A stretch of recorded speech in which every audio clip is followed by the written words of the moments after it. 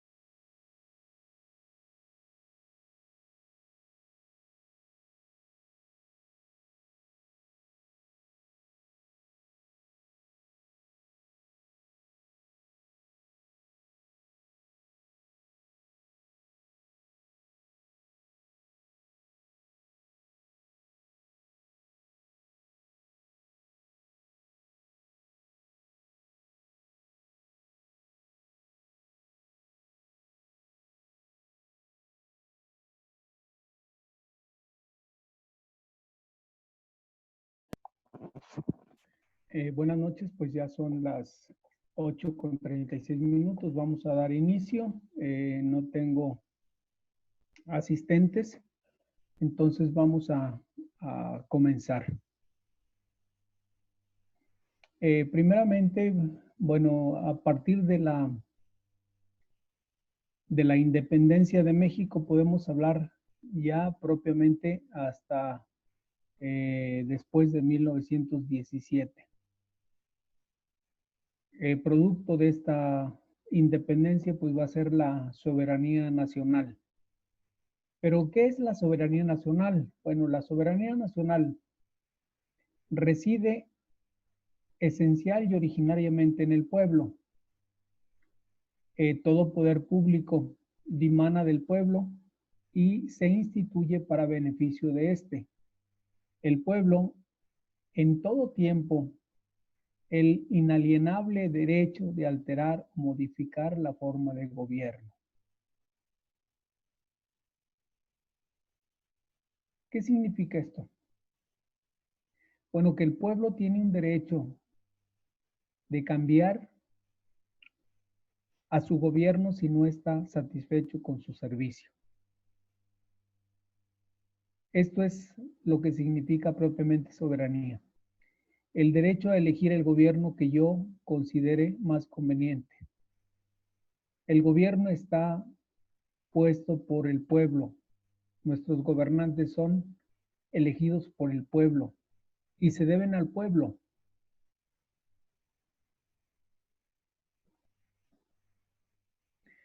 ¿Por qué decimos que en México la soberanía reside en el pueblo?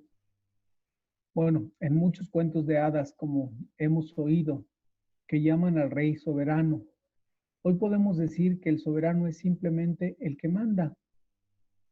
Y si decimos que la soberanía tiene el pueblo, es porque el pueblo manda, tan simple como eso. El pueblo es el que manda. La pregunta sería, ¿qué nos está pasando, querido pueblo? ¿Qué nos está pasando que nuestros gobernantes hacen lo que les pega en gana? Derrochan el dinero, establecen una serie de normas donde no le piden opinión al pueblo. En 1813, don José María Morelos lo explicó de una manera más sencilla lo que era la soberanía.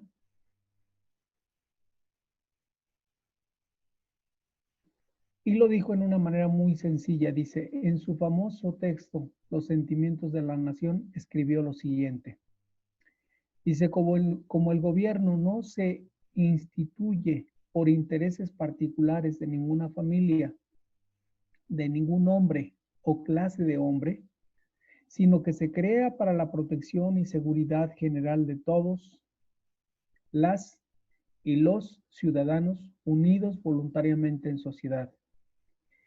Esta tiene derecho a establecer el gobierno que más le convenga, alterarlo, modificarlo o abolirlo totalmente cuando su felicidad lo requiera. Por consiguiente, la soberanía reside originalmente en el pueblo.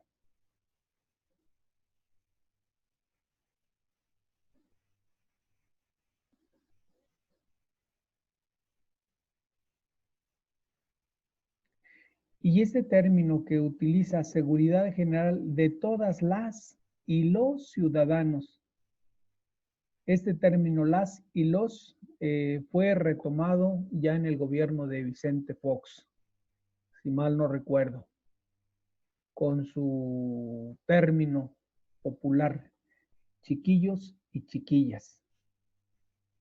Es decir, todas las y los ciudadanos, es decir, todas las ciudadanas y todos los ciudadanos. Estamos hablando que desde 1813, don José María Morelos, pues le estaba dando un lugar importante a la mujer dentro de la sociedad, donde la mujer ya podía omitir su voto, donde la mujer ya podía elegir, donde la mujer podía participar. Este es un gran adelanto para todos si lo vemos en un sentido positivo. Ya como lo entendemos en nuestra realidad, nos damos cuenta que pues este es un derecho de todo ciudadano. Por el hecho de vivir en México, pues gozamos de ese derecho de tener al gobierno que nosotros consideremos conveniente. Por eso la idea de que el pueblo es soberano apareció también en la Constitución Liberal de 1857. Don Francisco Zarco, un famoso periodista que participó en la creación de ese documento, dijo una vez, todos los poderes en México derivan del pueblo. Con esa frase clara y directa, expresó qué significa la soberanía popular. Todos los poderes derivan del pueblo. ¿Qué significa esto? Volvemos otra vez a insistir. La soberanía es el derecho que todo mexicano tiene para elegir el gobierno que más considere conveniente para sus intereses. Ya durante la Revolución Mexicana, la Constitución de 1917 afirmó esta idea y allí dice, la soberanía nacional reside esencial y originalmente en el pueblo. Todo poder público dimana del pueblo y se instituye para beneficio de éste. El pueblo tiene en todo tiempo el inalienable derecho de alterar o modificar la forma de gobierno.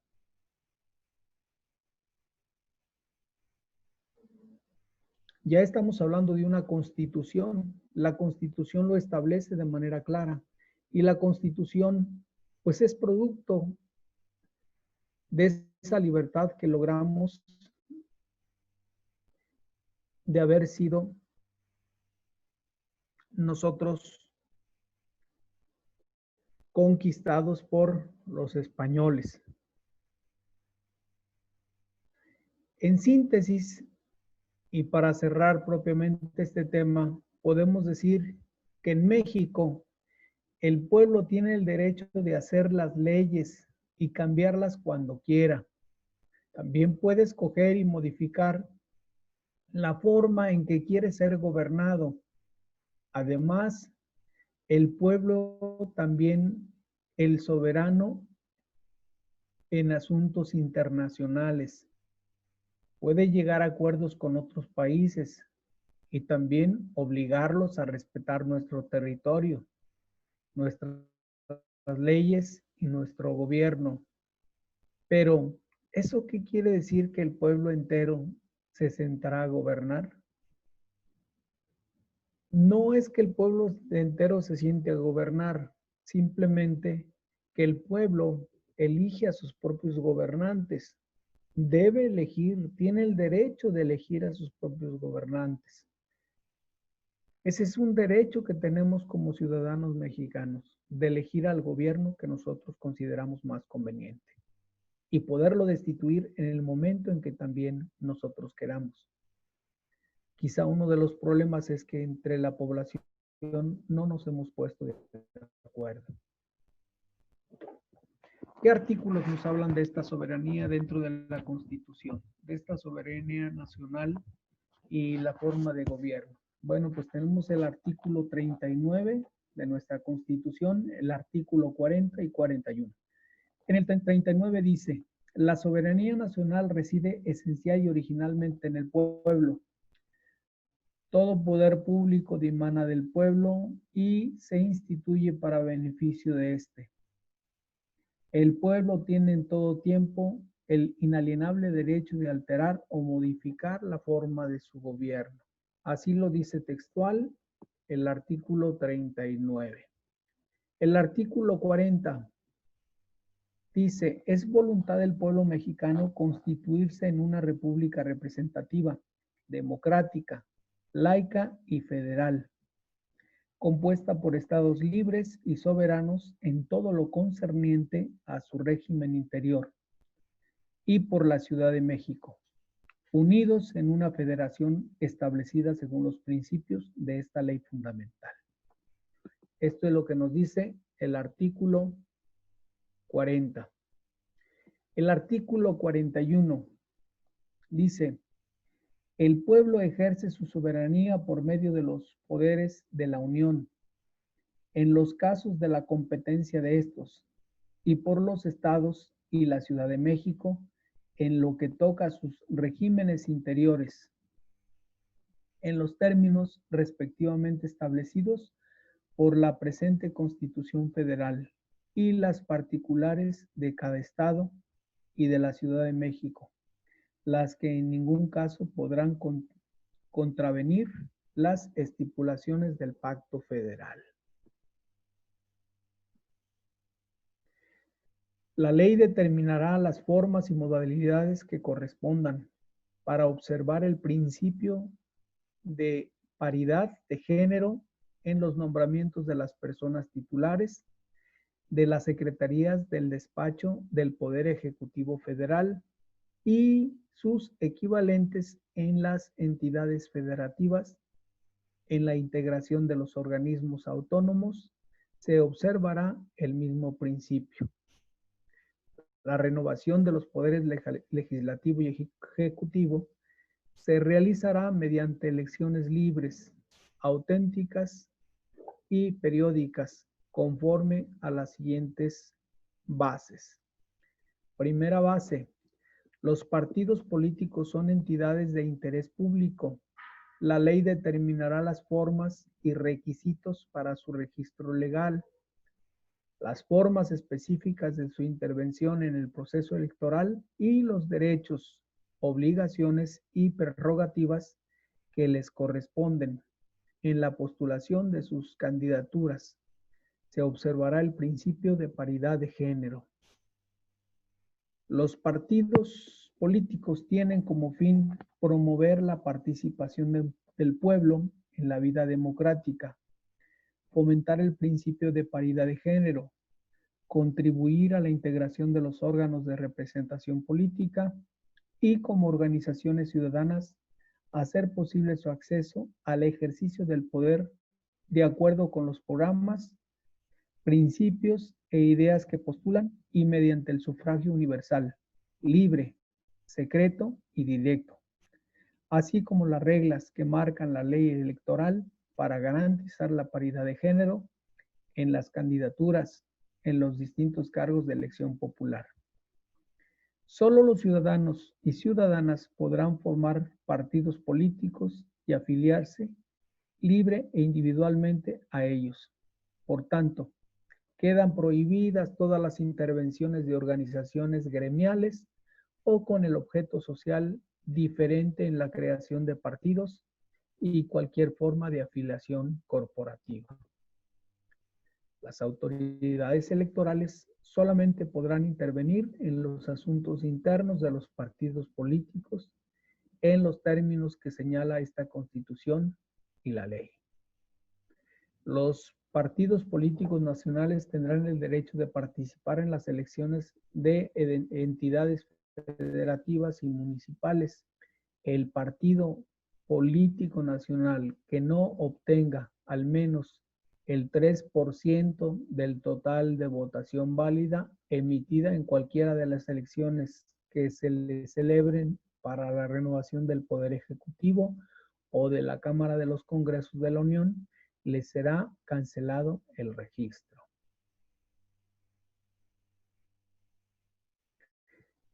La ley garantizará que los partidos políticos nacionales cuenten de manera equitativa con elementos para llevar a cabo sus actividades y señalará las reglas a que se sujetará el financiamiento de los propios partidos y sus campañas electorales, debiendo garantizar que los recursos públicos prevalezcan sobre los de origen privado.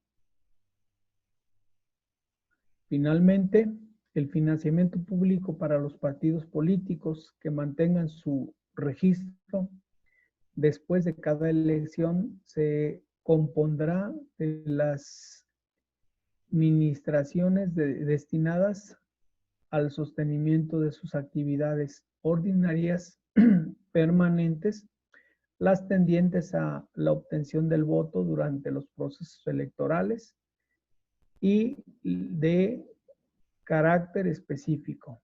Se otorgará conforme al siguiente o a la siguiente ley según se disponga. Es decir, el financiamiento de las elecciones, si ya tienen registro los partidos, se harán desde la federación. Por eso dice, el financiamiento público para el sostenimiento de sus actividades ordinarias permanentemente se fijará anualmente, multiplicando el número total de ciudadanos inscritos en el padrón electoral por el 75% del valor diario de la unidad de medida y actualización. El 30% de la cantidad que resulte de acuerdo a lo señalado anteriormente. Se distribuirá entre los partidos políticos en forma igualitaria y el 70% restante de acuerdo con el porcentaje de votos que hubieran obtenido la elección de diputados inmediata anterior.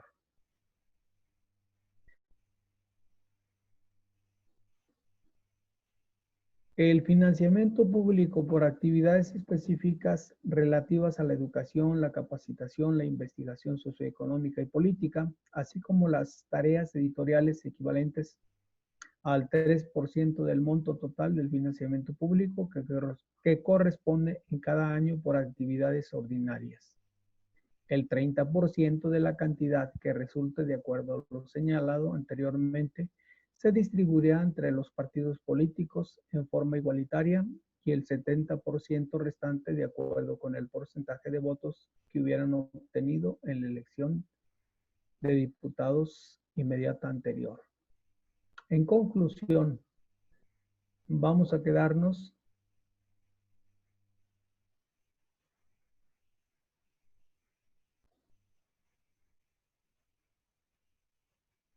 con las palabras de José María Morelos,